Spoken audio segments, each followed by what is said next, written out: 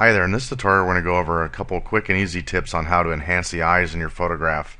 Basically, if you look at this particular image, the model has a pretty good chunk of something on her eyeball. I don't know what that is. And then we have some veins going on here on the sides here. We also have a little bit of specular highlights from the strobe, catching the water on the eyes. And we got some more down here in the bottom.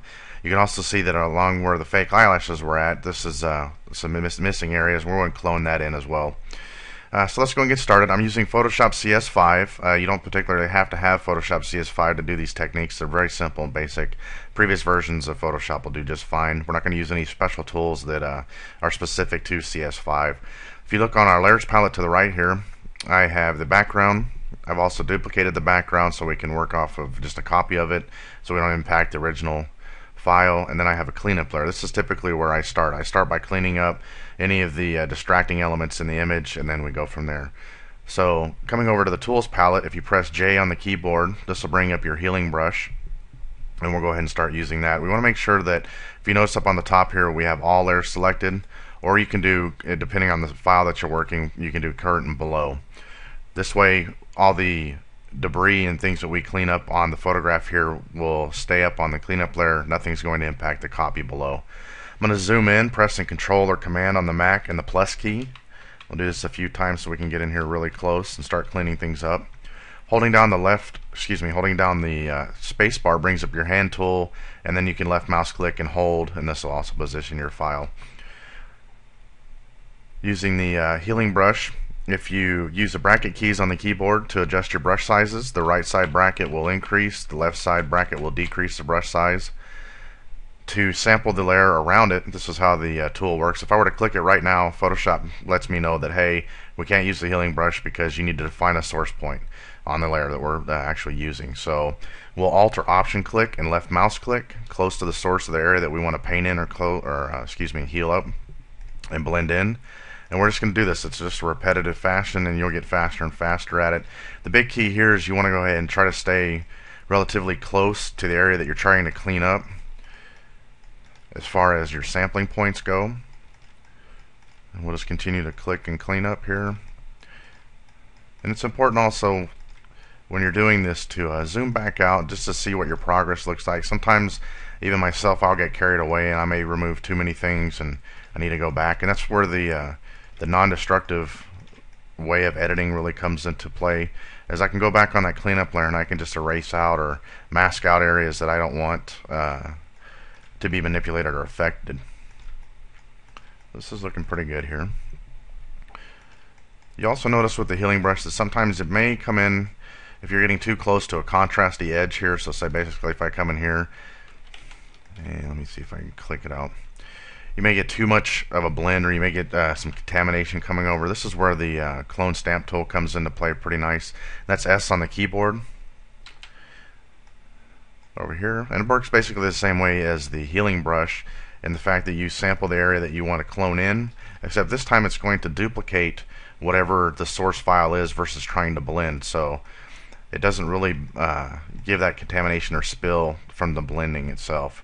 So I'm going to go back to the healing brush, J on the keyboard, or up here on the toolbar, and we're going to move this over. I'll zoom in one more time. Let me bring this out, and we'll start cleaning up the veins on this side. We'll tackle some of the other areas that are problematic as well.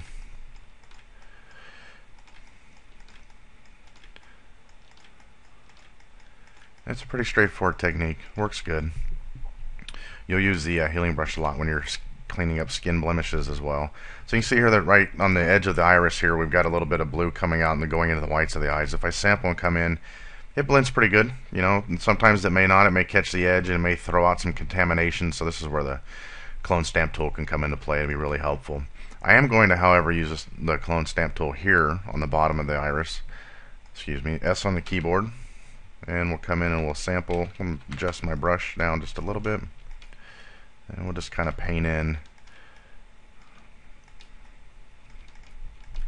the white that's on the very bottom here. Looks good.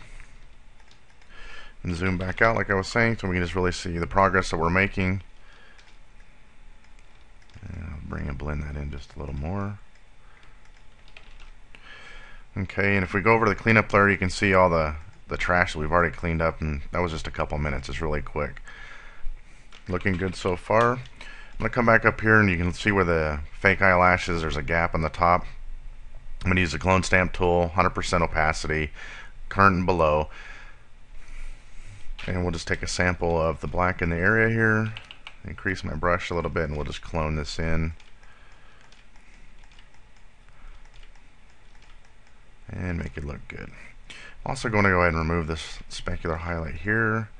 And I kind of, the specularity here in the corner of the wet of the eyes, it really doesn't bother me too bad. I may tone it down, and to do that we can adjust our opacity of the clone stamp tool down to say 50% and give that a try, just to lighten it up a little bit. And actually, I'm going to go ahead and remove that completely. We'll go ahead and set our brush back to 100%. You can press 0 on the keyboard, or you can adjust it with the slider. And I'm just going to go ahead and clone that all back in there. Okay, it looks good. So we got a lot of the trash cleaned up. There's a few details that could be worked on as well. But for the sake of the tutorial, we're going to go ahead and press on. Now I'm going to go ahead and I'm going to merge a copy of all these layers up onto the top layer and work on it specifically. And if you hold down the controller command key, the alt and option key together, and the shift key at the same time, and you press E on the keyboard, this will merge and jump this layer all the way to the top. I'm going to call this the burn-in layer. And basically we're going to come around the outside of the iris, and I'd say a lot of people, well, I wouldn't say, I don't know, the vast majority, but we have this natural dark ring that goes around our eyes. And if you enhance this just a little bit, not go over the top so it's really profound, but if you just enhance this a little bit, it really enhances the eye and gives it some of that pop that I'm talking about. So the tool we're going to use for this is the burn tool, and it's over on your layers palette here, or it's O on the keyboard. I'm going to set the exposure at about 5%. You can go 5 to 7, and we're going to target the shadows, not the highlights, just the shadows. Zoom back in again. That's going to be Command or Control on the Mac and plus. And we're going to come right around the outside of the iris here, just left mouse clicking and painting, excuse me. And we're just going to enhance this darker ring on the outside here. And I'll zoom this back out. And I'm going to go ahead and turn the layer off so you can see how much we've done it.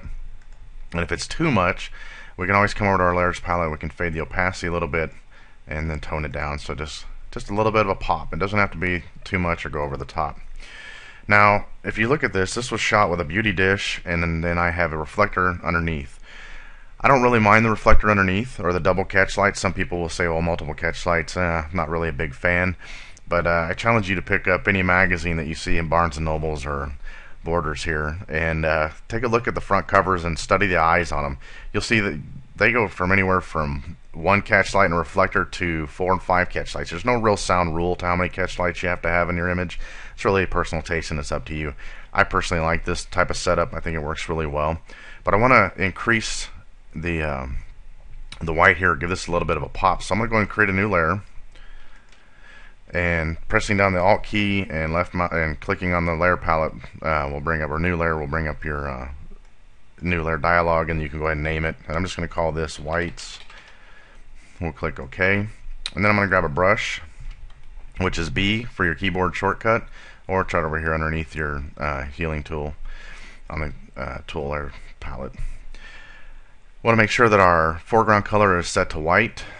We can leave the opacity to 100%. That's fine. I'm going to right mouse click, and this will bring up the contextual menu, and you can see what size brush that I have and the hardness that I'm using. It's going to be 0 hardness, and then size 35, or we can adjust it down to fit the eyeball. We want to undo that. I'm going to go and bracket this down just a little bit, and basically we're going to paint just a swoop through the bottom, and obviously you would do this to the opposing eye as well, or the other eye, excuse me. The next step, we're going to come over to our blending options, and on our layers palette, we'll drop this down. You can go to overlay, which gives a real punchy look to it, or you can go to soft light, or you can try any one of the light values you'd like actually, but I prefer either overlay or soft light. So if I go to overlay, you can see that, wow, this is way too much and looks crazy. Let me zoom this back. But then we're going to go fade the opacity down, and we're just going to give this just a little bit of punch. So maybe 15%, 18%, just enough to amp it up just a little bit. Doesn't have to be a lot. maybe even a little less. Let's try about 14%. Just a little kick in there. Now if you find that the soft brush, this is too much, you can obviously mask this out and paint it out, or you can go up to your filters and hit blur, Gaussian blur, and this will really soften the edges and blend this in even more. So I'm going to zoom this back in. Okay, now that we've given the whites just a little bit of a pop here in the eye, just on the bottom, we're going to go ahead and add a hue saturation layer to increase the color of the eyes, or the iris itself. So we're going to come up to the hue saturation adjustment layer. We're going to select that. We're going to increase the saturation to say around 40. Looks pretty good. And if you notice, we've impacted this tremendously as far as the skin tones go, but we've also increased the color, which we're really looking to do. So we're going to go ahead and fill the layer with black. We can go to edit, fill, and choose black. And now everything is hidden, being this is a layer mask. Black hides, white reveals. So using our brush tool, B on the keyboard, we'll make sure we have that selected. We'll make sure our foreground color is white. We'll go ahead and zoom in, and we're just going to go ahead and paint that blue back in on that adjustment layer mask and give it that pop we were looking for. And I think that looks pretty good right there. Zoom this out, and pretty much that's about all the techniques that I would use. Basically, it's just a nice way of cleaning up the image, cleaning up the eyes, and giving them that pop. We could come in, we could darken the bottom eyelashes maybe a little bit. We could actually add more eyelashes by cloning and bringing those in to enhance the eyes a little bit more. But I think at this stage this is pretty decent, and I'd be happy with that. So let me go and show you the before and after.